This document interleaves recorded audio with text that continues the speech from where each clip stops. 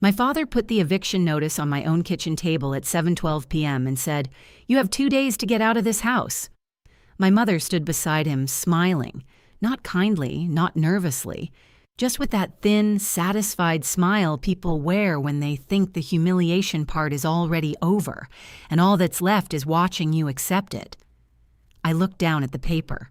It wasn't a real court notice, just 2 typed pages with a bold heading, a deadline, and my father's signature at the bottom, like he had suddenly been appointed sheriff of my life. Across from him, the soup I'd made was still steaming. That part stayed with me more than it should have. The pot on low, the folded dish towel by the sink, my mother wearing my grandmother's old cardigan like she had a right to it, my father standing in the house I inherited, telling me to leave it. I'm Clara Whitmore.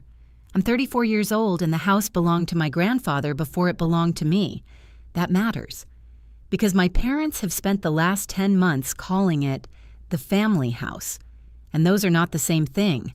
My grandfather left it to me after my grandmother died, not because I was the favorite, because I was the one who showed up.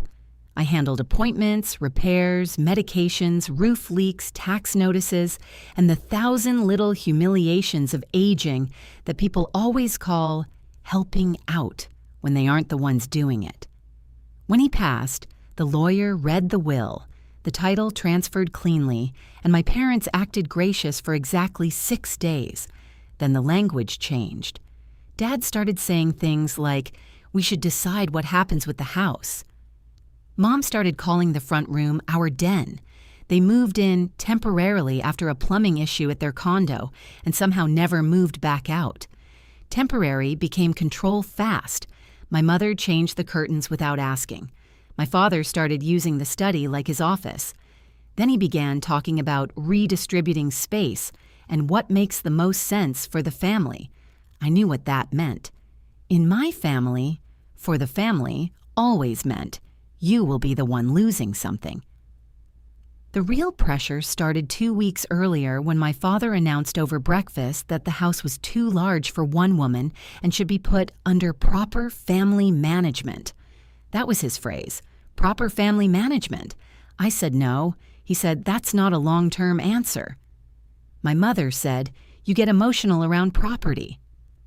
Then came the comments about whether I really needed the whole place, whether I planned to marry again, whether it made sense for me to sit on an asset while the family had needs. Needs. My parents are very talented at turning greed into vocabulary.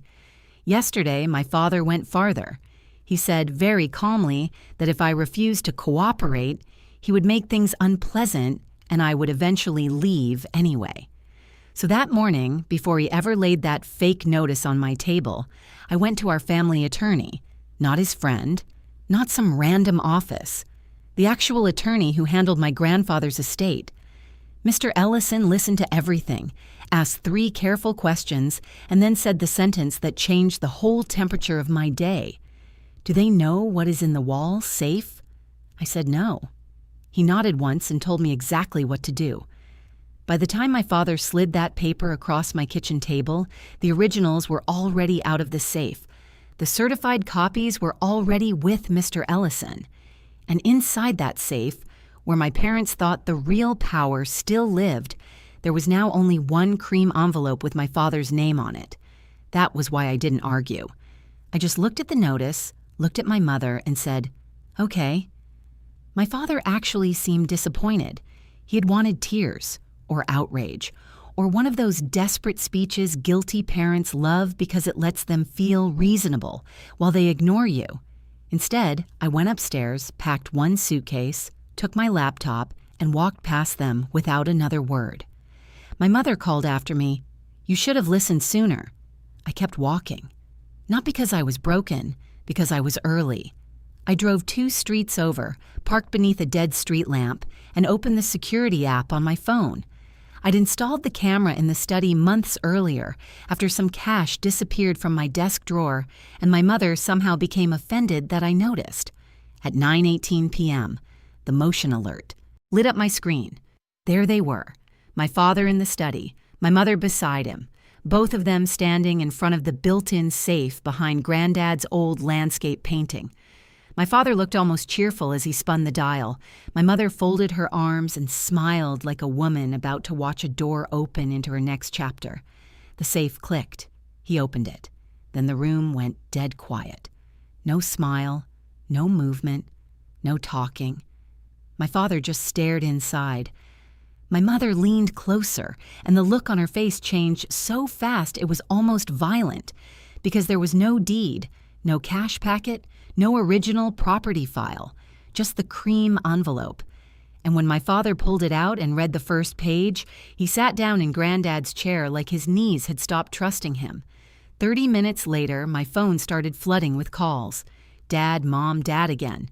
Then both of them, back to back. Then a text from my mother. "Don't do this. Call us now." The lawyer has the documents. I looked at the screen glowing in the dark car. Then I let it ring. I let the phone ring until my father finally left a voicemail. Not because I needed to hear him panic, because I wanted to know which part had scared him first. The envelope, it turned out. Not the safe being empty. Not the originals being gone. The envelope. His message came in tight and breathless, like he was trying to sound controlled while standing in the middle of a room that had just changed shape around him. "Clara, call me back. Right now. Ellison has no right to move documents without discussing it. You need to stop whatever this is before it gets complicated." Complicated. That was my father's favorite word for consequences that arrived on paper. I played the security clip again. He had opened the safe expecting power. Instead, he found one cream envelope with his name written across the front in Mr. Ellison's hand. Inside were 3 things: a letter, a copy of the recorded deed, and a copy of the occupancy agreement my father signed 10 months earlier when he and my mother moved in for 2 weeks. That agreement mattered more than they ever understood. When the condo plumbing story first appeared, and yes, by this point I knew it was mostly a story, my homeowner's insurer required written disclosure of any non-owner adult, occupants staying beyond 14 days. Mr. Ellison drafted a simple license agreement so the coverage stayed clean. No rent, no tenancy, no ownership claim, revocable at will by me as title holder, no transfer, sublicense, or management authority. My father signed it in my kitchen without reading more than the first line. He said, "You always make everything formal." I said, "Insurance likes formal." What I didn't realize then was how useful his signature would become once he started pretending my house was a family asset under his supervision. Mr. Ellison's letter was 1 page, dry, exact, merciless. "Daniel and Margaret, if you are reading this from the wall safe, then you have already confirmed access to a compartment containing property documents you have no authority to control. The original deed, insurance file, occupancy agreement, and estate packet were removed this afternoon at Clara's instruction and are preserved in my office. Your typed demand that Clara vacate the residence within 2 days has also been preserved. By the time you read this, copies of the recorded deed and your signed occupancy agreement have been forwarded to Ridgeway Home Lending in response to a loan inquiry submitted using this property address." That was the line that made my father sit down. Ridgeway Home Lending. 2 days earlier, I found a pre-qualification sheet in his study printer tray with my address on it. Not the condo, not his business, my house. I almost convinced myself it was a mistake. Then I saw the phrase, "owner-occupied equity review," and stopped lying to myself. He hadn't just wanted me out. He wanted my house empty enough to borrow against. Mr. Ellison's letter continued.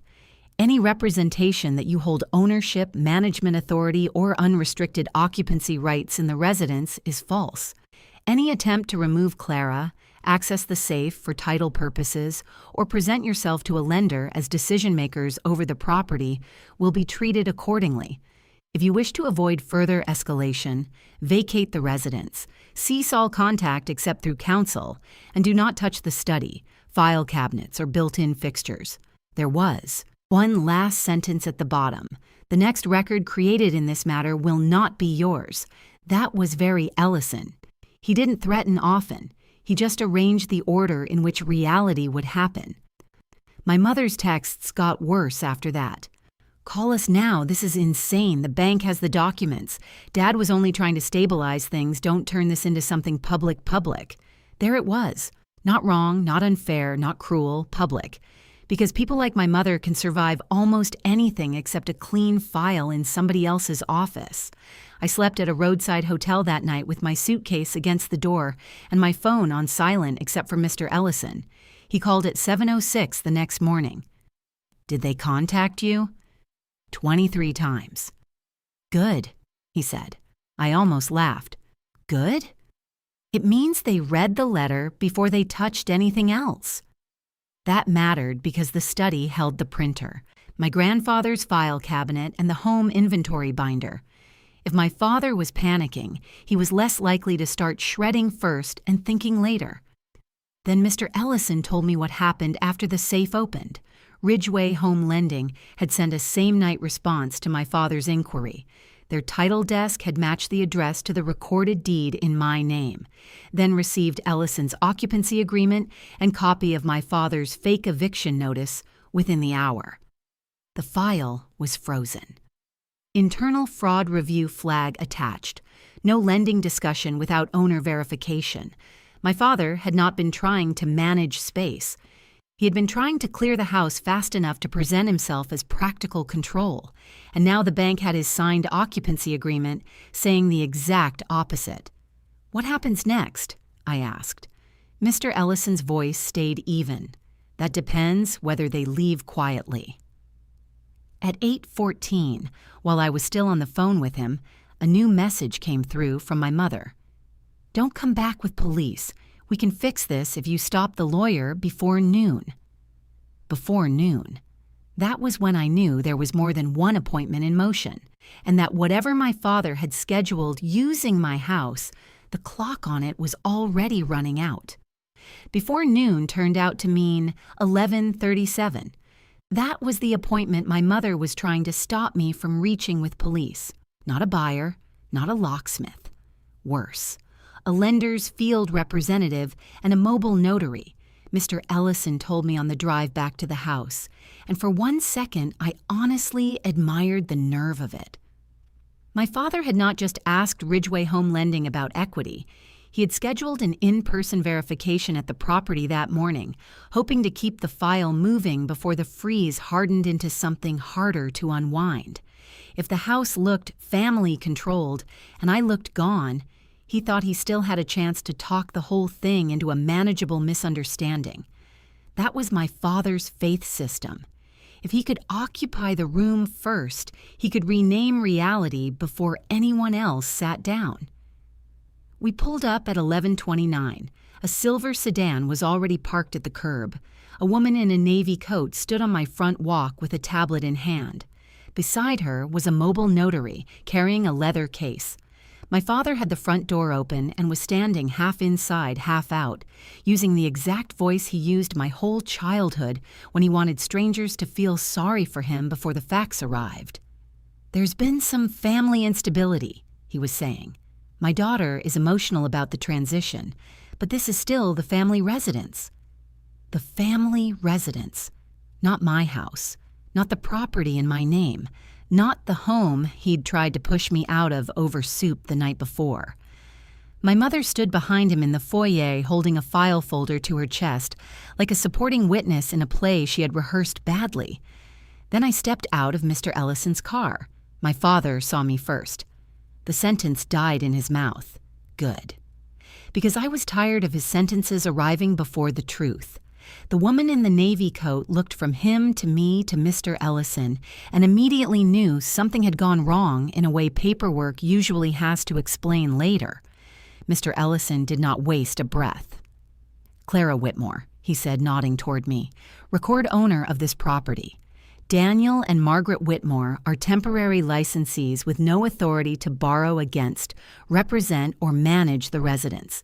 I assume Ridgeway sent you. The young woman straightened. Leah Soren, field verification. She glanced at the open door, then back at her tablet. The file notes did say there was an ownership dispute. "There is no ownership dispute," Mr. Ellison replied. "Only a false narrative with poor timing." That was when my father tried anger. He stepped down off the porch and pointed at me as if volume might still move the file. "She abandoned the property last night." I almost laughed, not because it was funny, because he had served me fake eviction papers, watched me leave with one suitcase, then tried to reframe his own intimidation as abandonment before lunch the next day. "I left because you told me to get out in 48 hours, I said, and because you thought the safe still held the originals." Leah looked up sharply at that.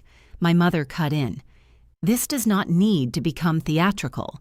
Mr. Ellison took one sheet from his folder and handed it directly to Leah. Recorded deed, then another. Occupancy agreement signed by my father, then a third. The fake eviction notice from my kitchen table. Leah read the last page twice. The notary beside her went still enough to matter. My father saw both of them changing and tried one last pivot. "We were only trying to stabilize the house." Mr. Ellison's answer came clean. "By forcing the owner out and presenting yourselves to a lender as practical control?" Silence. Then Leah turned the tablet toward herself and asked the question that broke the morning open. "Mr. Whitmore, did you upload a statement this morning certifying that the owner had voluntarily vacated the residence?" My father didn't answer quickly enough. That meant yes. Leah read from the screen. "Owner no longer in occupancy. Family assumes management of premises pending informal transfer discussion." Informal transfer discussion. My stomach dropped. He had actually written it down, not because he thought it was true, because he thought if it got there first, it would be useful. Mr. Ellison held out his hand. "Please add this to your record." He gave her a printed photo from my security app, time-stamped at 9:18 p.m. the night before. My father opening the safe, my mother beside him, both of them still very much living in the reality where I owned the house, and they needed whatever was inside it to change that. Leah looked at the image, then at the occupancy agreement, then at the fake notice. "You understand," she said to my father, "this file is no longer a lending question." My father went pale, not dramatically, just the slow, draining look of a man who had finally heard a door lock from the wrong side. The notary closed her case without opening it. "Good woman." My mother's voice came out thin. "We can fix this." Leah shook her head. "Not here." Then she tapped something on the tablet and said, "I'm documenting owner presence, conflicting occupancy representations, and attempted misstatement of control." Attempted misstatement of control. My father took one step back. That phrase hit him harder than fraud review, because now the record didn't merely doubt him, it described him. And right there on my front walk with the lender rep watching and the notary packing up, my mother turned on him and whispered, too loudly, "You said the safe would have the papers." My mother's whisper hit my father harder than anything Mr. Ellison had said. "You said the safe would have the papers." Not would have copies, not would have something useful. The papers. So there it was, finally out in daylight on my own front walk. This had never been a bluff, a bad family talk, or a father trying to stabilize a house after an emotional disagreement. He had counted on the safe. He had counted on originals. He had counted on me panicking before he had to explain any of it to a lender. My father turned on her instantly. "Be quiet." Leah from Ridgeway did not move. She just tapped her tablet once and said, "No, actually, this part matters." Good woman, because that sentence did what families like mine hate most. It took a private betrayal and told it, very politely, that it was now evidence. My mother realized it too late. We were trying to protect the asset. Mr. Ellison answered her before I could. "From the owner?" The notary closed her case completely after that and stepped back toward the curb. She was done. No signatures, no identity check, no convenient little stamp to help my father pretend this morning had been administrative instead of predatory. Leah looked at my father again. "Mr. Whitmore, I need a direct answer. Did you represent to Ridgway that Clara Whitmore had voluntarily vacated this residence?" He said nothing. That was enough. She entered something on the tablet, then turned it so Mr. Ellison could see. He gave the smallest nod. "What is that?" my mother asked. Leah didn't soften it for her. "Full suspension of the lending inquiry, internal escalation, preservation of all submitted materials." My father went still, not because he felt remorse, because he heard the word preservation and understood the file was no longer moving toward approval. It was moving toward examination. He tried once more. "This is a family misunderstanding." I finally laughed, not loudly, just once, because he had served me a fake eviction notice, tried to empty the house fast enough to borrow against it, uploaded a statement saying I'd vacated voluntarily and now wanted the bank to call it misunderstanding, like he had spilled coffee on the wrong form. "No," I said, "it's a paper trail." That was the sentence that ended him, not emotionally, structurally. He looked at the front door, then at the open foyer behind my mother, then at Mr. Ellison's folder, then at the lender rep holding a live record of everything he had just tried to walk around. He seemed, for the first time in my life, like a man who had run out of surfaces. Mr. Ellison stepped onto the porch and spoke in the calm tone he saved for people who thought shouting could still help them. "Daniel, Margaret, you will vacate the residence today." My mother actually looked offended. "Today?" "Yes. We live here." Mr. Ellison handed her the signed occupancy agreement. "No, you stayed here by revocable license. It is revoked." My father tried to recover some shape of himself. "You can't throw us out on the curb with no notice." Mr. Ellison gave him a look almost gentle in its contempt. "You gave Clara 48 hours last night using a fabricated notice in a house you do not own. Spare me the sudden concern for procedure." That one landed. My mother started crying then. Real crying this time. Not because she was sorry, because the room had finally stopped letting her edit the terms. Leah asked if she was needed any further. Mr. Ellison said no. She gave me her card and said, "If anyone contacts Ridgway again using this address, have counsel send it directly." Then she and the notary left. The second their car pulled away, my father's voice changed, lower, meaner. The version he used when he wanted to sound like punishment with a pulse. "You're blowing up this family over a house." I looked at him standing on my porch in my grandfather's cardigan-lit doorway, with my mother crying beside him and the fake eviction still in Mr. Ellison's file. "No," I said, "you tried to blow up my life with my house." By 4 that afternoon they were out, not gracefully. My mother packed loudly. Cabinet doors, closet rods, angry little noises meant to create the illusion that she was the injured one. My father kept making calls from the driveway, pacing in circles, talking about miscommunication, timing, and a hostile daughter with a lawyer. Each phrase got smaller every time he said it, like the words themselves were starting to notice the documents. I stayed inside with Mr. Ellison while a locksmith changed every exterior lock and reprogrammed the alarm.